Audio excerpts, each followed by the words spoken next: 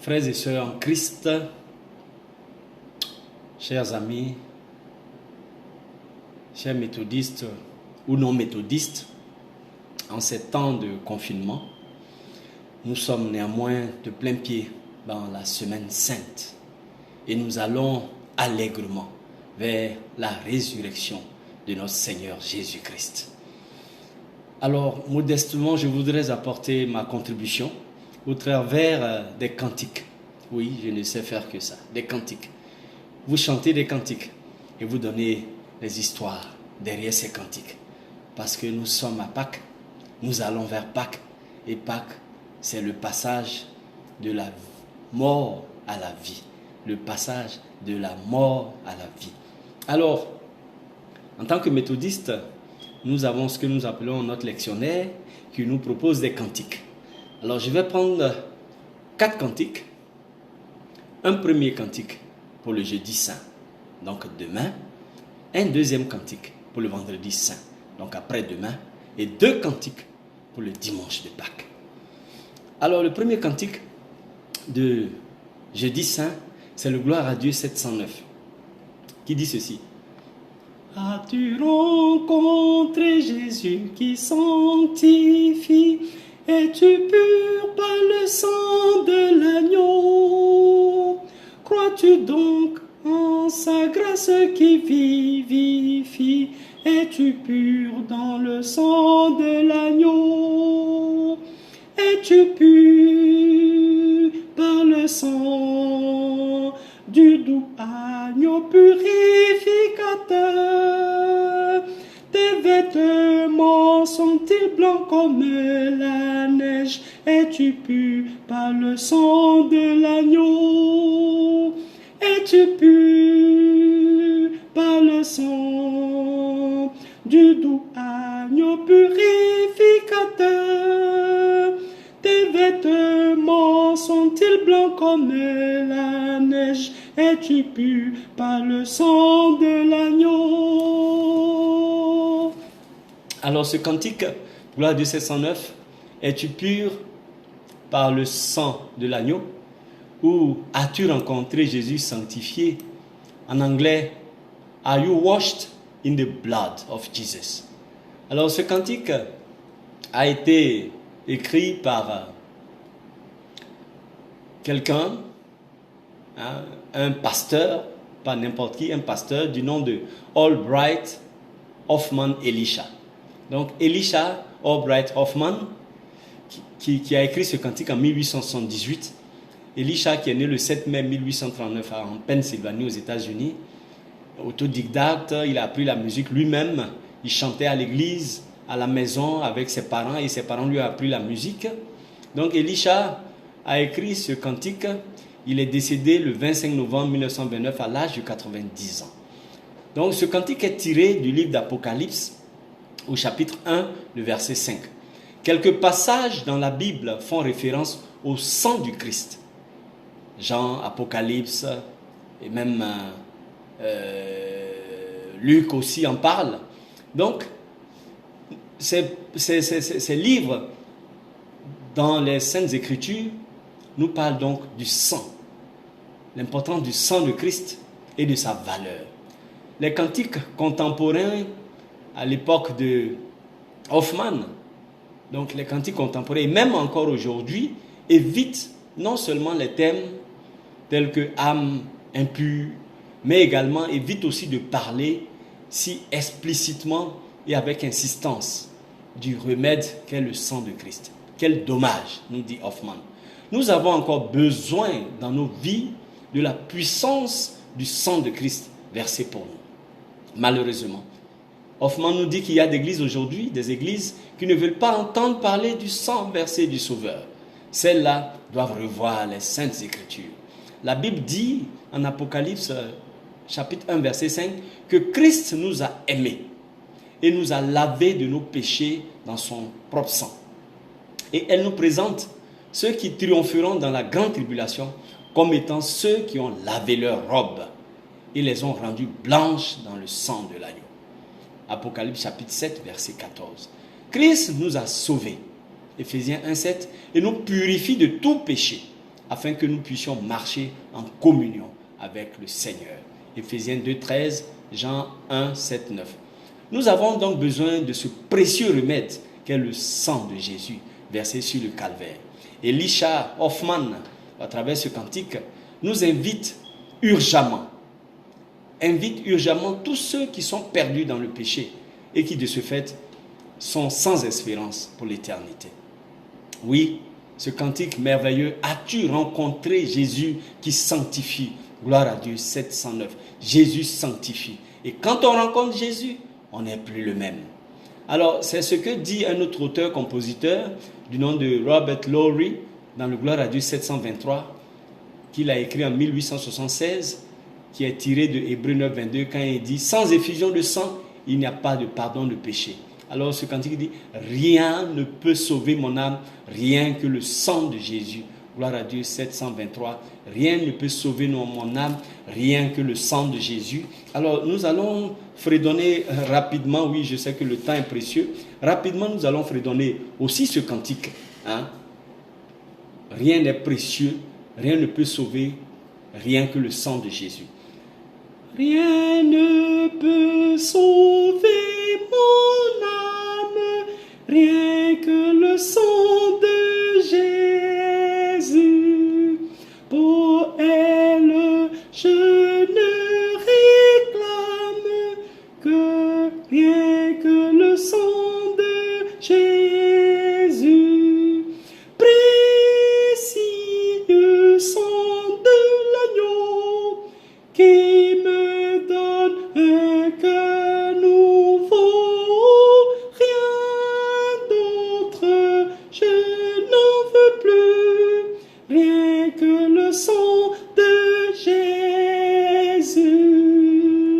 Oui, amis et frères, voici, le sang de Jésus nous purifie, le sang de Jésus nous lave, le sang de Jésus nous rend aptes à communier avec le Seigneur.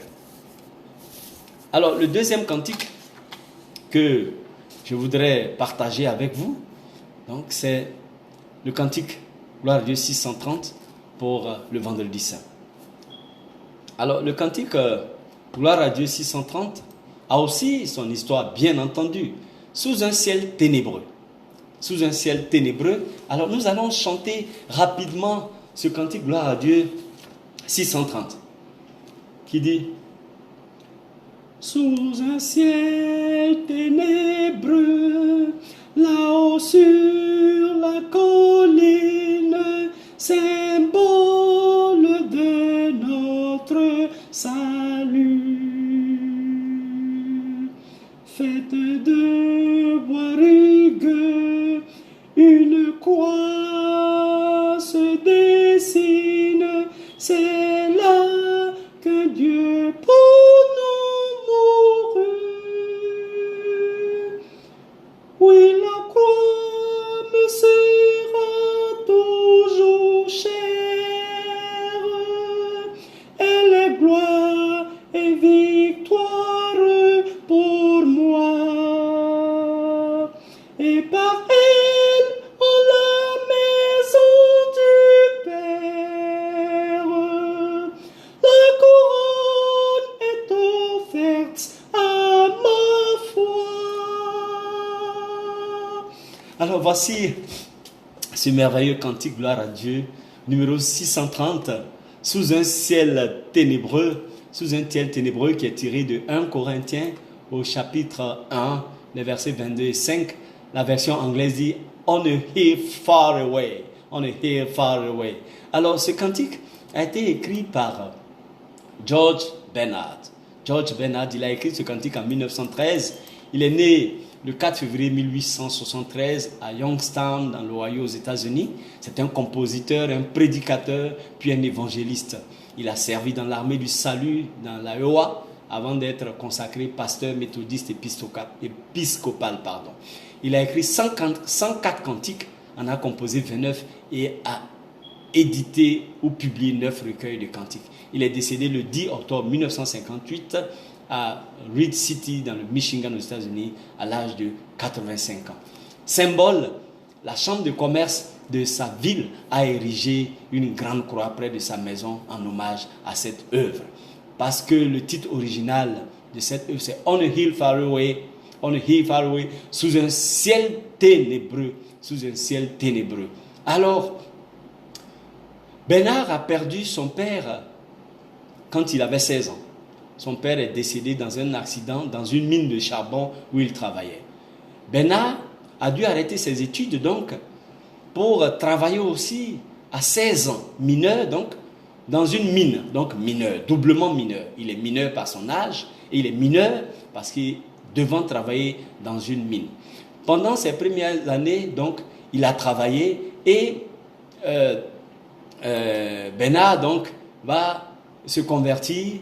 Bernard va vouloir s'engager dans l'évangélisation et Bernard va même entrer au Saint-Ministère et va devenir pasteur. Alors, Bernard voulait comprendre qu'est-ce que c'était le symbole de la croix. Qu'est-ce que c'était que le symbole de la croix? Quelle était l'importance de la croix? Quelle était l'importance de la croix et le plan de cette croix dans le christianisme? Voici ce que Bernard voulait savoir. Bernard voulait comprendre. Alors, Bernard, il va passer de nombreuses heures, de nombreux jours, donc à étudier la Bible, à prier, à méditer, jusqu'à ce qu'il puisse dire un jour, et je cite, « J'ai vu le Christ de la croix, comme si je voyais Jean 3,16 quitter la page imprimée de la Bible pour prendre forme et agir pour le salut de l'humanité. » Son verset préféré était Jean 3,16. Je le répète, il a dit, « J'ai vu le Christ de la croix, comme si je voyais Jean 3,16 quitter la page imprimée de la Bible, prendre forme et agir pour le salut de l'humanité. » Son verset préféré, donc, disais-je, était Jean au chapitre 3, le verset 16. En lisant ce verset, Bernard eut une vision de la croix. Ce grossier instrument romain de mort. Elle était tachée, la croix qu'il a vue en songe, du sang de Jésus, qui a donné sa vie pour que nous soyons chrétiens. Rapidement, il a composé le cantique, l'a chanté dans sa cuisine avec son épouse pour le valider. Ainsi est né ce cantique, sous un ciel ténébreux. Bernard nous présente dans ce cantique la croix, emblème de douleur et de honte. Sa signification et l'espérance qu'elle offre aux chrétiens, qu'un jour, les saints échangeront le travail de sanctification contre la couronne de vie, selon Jacques au chapitre 1, le verset 12, ou Apocalypse au chapitre 2, le verset 10. C'est à la croix que l'humanité a vu, premièrement, la chose la plus difficile qui ait jamais été faite. Deuxièmement, la plus grande douleur qui ait jamais été supportée ou connue. Troisièmement, la plus grande bataille qui ait jamais été gagnée. Je répète, c'est à la croix que l'humanité a vu la chose la plus difficile qui ait jamais été faite. La douleur la plus grande et atroce qui ait jamais été supportée. La plus grande bataille qui ait jamais été gagnée. Jésus l'a fait. La croix jette donc un pont ou sert d'échelle à l'homme, pécheur, pour aller vers Dieu. La croix est le trait d'union entre la douleur terrestre et la félicité céleste. La croix est le chemin du salut. Oui, voici ce que Bernard a découvert, qui fait partager avec nous au travers de ce cantique merveilleux. Oui, la croix joue un rôle important dans la vie du chrétien. Il n'y a pas de gloire sans croix. Oui, c'est ce que disait Fanny Jane Crosby dans son cantique, gloire à Dieu 461. Au pied de la sainte croix jaillit la fontaine. Oui, au pied de la croix jaillissent des torrents de ruisseaux, de guérison, de grâce et de faveur imméritée. Oui, frères et sœurs, voici le symbole de la croix. C'est vendredi saint, le symbole de la croix. Christ est passé par la croix pour vaincre la mort. Christ est passé par la croix pour déchoir Satan. Christ est passé par la croix pour triompher de la mort. Oui, voici le symbole de la croix. Bernard nous invite, nous aussi, à passer par la croix pour être des chrétiens véritables, pour triompher du monde et pour être victorieux au nom de Jésus. Alors, le troisième cantique que je voulais présenter, qui est le Gloire à Dieu au numéro 110, mais qui figure aussi dans le recueil Sur les ailes de la foi au numéro 119 et dans le recueil À toi la gloire au numéro 136. Donc, c'est le Gloire à Dieu 110, ce merveilleux cantique encore. Eh oui, ils sont tous merveilleux ces cantiques. Ce merveilleux cantique que je vais m'évertuer à chanter. Brisons ces liens funèbres, alléluia. Christ est sorti des ténèbres, alléluia. Le ciel, la terre ont chanté, alléluia. Jésus est ressuscité, alléluia.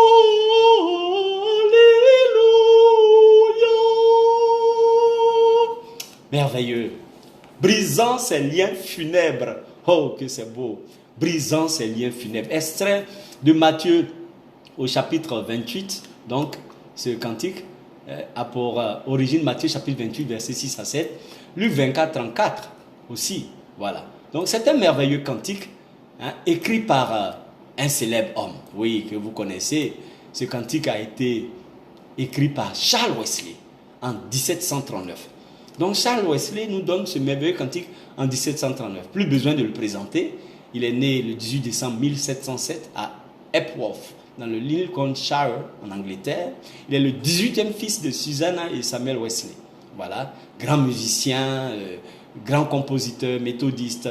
Il a écrit plus de 6500 cantiques et il est mort le 29 mars 1788 à Londres, en Angleterre, à l'âge de 80 ans. Alors, Wesley... Pour Christ, le Seigneur est ressuscité. Ce cantique célèbre donc la résurrection de Jésus-Christ. Le dimanche de Pâques, nous célébrons la défaite de la mort quand Jésus est sorti du tombeau. Certaines hymnes capturent parfaitement l'esprit de leur saison, nous dit Wesley. C'est le cas pour cet hymne. Les deux partitions associées à cet hymne, hymne de Pâques et le Lenfer, ont des rythmes forts qui nous poussent et nous donne l'envie d'élever les chevrons avec joie. La première ligne, brisant ces liens funèbres, donne le ton et nous dit clairement quel événement nous célébrons. L'expression « le ciel et la terre ont chanté » suggère comment il faut célébrer. Les Alléluia s'envolent alors. Charles Wesley a écrit cet hymne en 1739, moins d'un an après sa conversion à l'Aldersgate. L'hymne a été chanté pour la première fois dans une ancienne fonderie, une usine où on fait fondre des métaux pour fabriquer des pièces métalliques. Donc, c'est dans cette usine abandonnée, cette fonderie abandonnée de Londres que Wesley a transformé en un lieu de prière et en un lieu de culte. Il semble que la main de Dieu a dirigé ce cantique de plusieurs manières. D'abord, celui qui a écrit les paroles, son nom a disparu avec le temps. On ne sait pas qui a écrit les paroles exactement. Ensuite, celui qui a écrit la musique, son nom aussi a disparu dans le temps. Alors, qu'est-ce qui va se passer? Wesley va prendre d'abord les paroles de ce cantique. D'abord, le premier qui a trouvé les paroles a trouvé la partition. Il ne savait pas à qui elle appartenait. Donc, il a pris les paroles et il voulait les mettre sur la partition qui existait, dont il aimait bien l'air. Mais il se trouve que les pieds de notes ou les syllabes des paroles ne correspondaient pas aux pieds des notes. Alors, qu'est-ce qu'il va faire? Il va écrire une autre musique pour faire correspondre le cantique. Voici comment c'est merveilleux. Et Wesley va être comme le dernier à avoir touché ce cantique. Le dernier à avoir transformé, avoir mis la patte à la main pour nous donner la version finale de ce cantique que nous avons. Alors, cette parfaite hymne de Pâques que nous exécutons aujourd'hui est donc le travail de 3 personnes qui ne se sont probablement jamais rencontrées. Et il est peu probable que chacun d'eux pouvait savoir ou avoir la moindre idée de combien le hymne ajouterait aujourd'hui à notre célébration de Pâques. Wesley a écrit cet hymne à l'occasion du premier culte méthodiste célébrer dans ce qui leur servait de lieu de rencontre et de prière et qui était cette fonderie abandonnée. Alors, en tant que Dali Opo, ce que je pense, frères et sœurs, voici comment notre Seigneur utilise les détails aussi insignifiants pour en faire quelque chose de grand, de beau et d'édifiant. Cet hymne composé par Charles Wesley, quelques mois seulement après sa conversion, donc sa nouvelle naissance, va être chanté pour la première fois dans le premier temple méthodiste naissant, au cours du premier culte méthodiste, à la première fête de Pâques célébrée en tant que telle. Waouh, que c'est merveilleux, que c'est merveilleux, que le symbole. Ce qui est encore merveilleux, c'est que ce premier temple méthodiste était une ancienne fonderie, désertée, abandonnée par les hommes. Un endroit où on faisait fondre des métaux inutiles en l'état, où on purifiait le métal brut, extrait des mines pour en faire des pièces métalliques pouvant servir à des constructions de temples, de voitures, de navires, à la fabrication de beaux bijoux. Quel symbole! Charles Wesley, spirituellement réveillé, transforme une fonderie endormie. Le jour du passage de Christ de la mort à la vie, donc la résurrection, en un lieu de célébration de Pâques, en un temple et que dis-je, en une communauté méthodiste. Frères et sœurs, sachant que cet hymne marquait la naissance de l'église méthodiste, brisant ses liens funèbres, marquait la naissance de l'église méthodiste. C'est la première fois que cet hymne a été exécuté dans la première église méthodiste à Londres, au cours du premier culte de Pâques, célébré en tant qu'église méthodiste. Voici, frères et sœurs, en tant que méthodistes, ce que nous devons savoir de cet hymne. Une hymne complètement extraordinaire dans sa composition et pour sa circonstance. Nous allons encore le chanter. Brisons ces liens funèbres, alléluia. Christ est sorti des ténèbres, alléluia. Le ciel, la terre ont chanté, alléluia. Jésus est ressuscité, alléluia.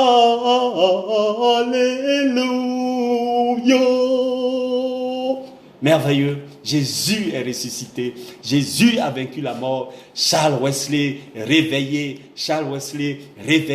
crée le mouvement de réveil qu'est l'église méthodiste. Et la première fois, il compose une hymne pour cette première église à Londres, dans cette fonderie abandonnée. Et cette hymne est exécutée pour la première fois dans la première célébration pascale au cours de ce culte. Voici, frères et sœurs, l'image, l'histoire derrière ce cantique, brisant ses liens funèbres, gloire à Dieu 110. Enfin, le dernier cantique que notre lectionnaire nous propose, c'est le gloire à Dieu 981. Le gloire à Dieu 981, donc, qui nous dit, quand sur l'ordre du Seigneur. Alors, nous allons l'exécuter. Le gloire à Dieu 981, proposé par le lectionnaire pour le jour de Pâques. Nous allons l'exécuter, oui, le temps presse, je prends de votre temps, mais je suis dans la joie de partager ces choses avec vous. Le gloire à Dieu 981. Alors, je vais le chanter dans ma voix d'homme. Quand sur l'ordre du Seigneur, bientôt les tombes s'ouvriront, et pour nous le grand matin se lèvera. Quand heureux près du Sauveur, les élus se retrouveront, et le grand appel enfin retentira.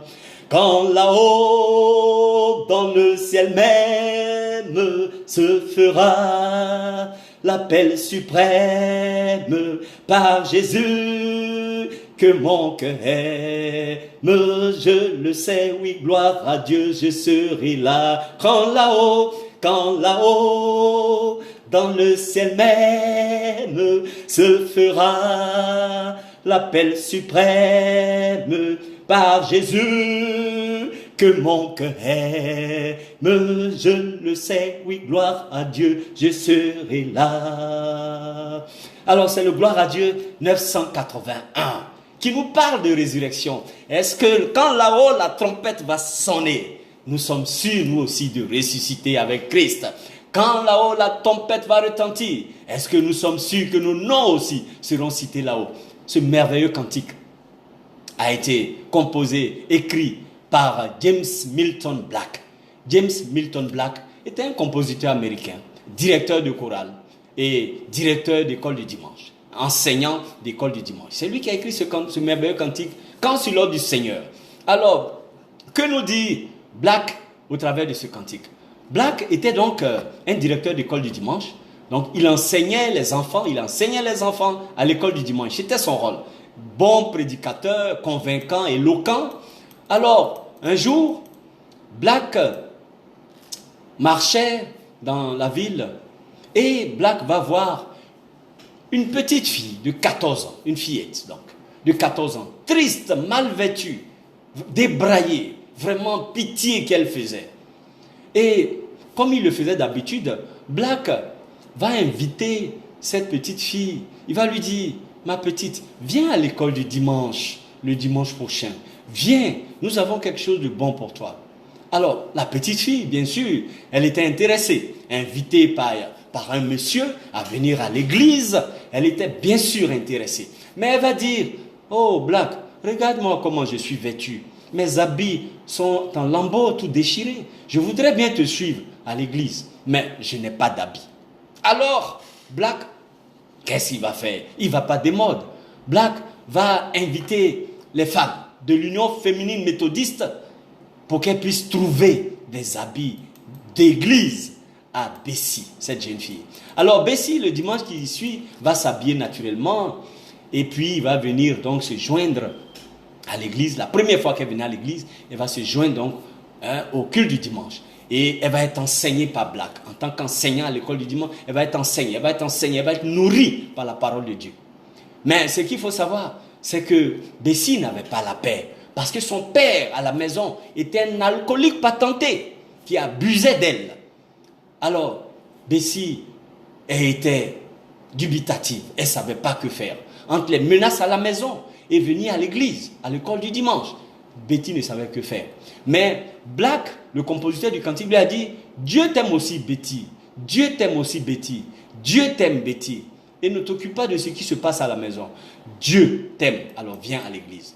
Alors, un soir donc, pendant que Black donnait l'enseignement, il a demandé à chaque enfant de l'école du dimanche de se lever, de donner un passage biblique, donc de donner le texte de référence et de donner les paroles du passage. Par exemple, de prendre Jean 3,16 et de dire « Car Dieu a tant aimé le monde qu'il a donné son Fils unique, afin que quiconque croit en lui ne meure point, mais qu'il ait la vie éternelle. » C'est un exemple. Donc, tous les enfants vont passer et vont donner un texte avec les références. Alors, lorsque il appelle Bessie, la fille qu'il avait invitée, lorsqu'il appelle Bessie donc, parce que c'est son tour, point de réponse de Bessie. Bessie était absente. Bessie était absente. Et donc, Black a saisi cette opportunité pour parler aux jeunes, pour parler aux enfants de sa grande tristesse. Il était triste. Il était triste parce que Betty n'était pas là quand il a appelé son nom. Alors, il a réfléchi. Tellement triste, il a réfléchi. Et il a dit, oh, pauvre Betty, j'espère que lorsque là-haut, son nom sera appelé, elle y sera pour répondre. Amen. Oui, lorsque là-haut, c'est sur la terre ici que moi, Black, en tant que prédicateur, en tant que président des Codim, je l'ai appelée, elle n'a pas répondu. Mais j'espère seulement, et j'ai foi que, après l'avoir conduit à l'école du dimanche, plusieurs dimanches, j'espère, je pense qu'elle a entendu la parole de Dieu.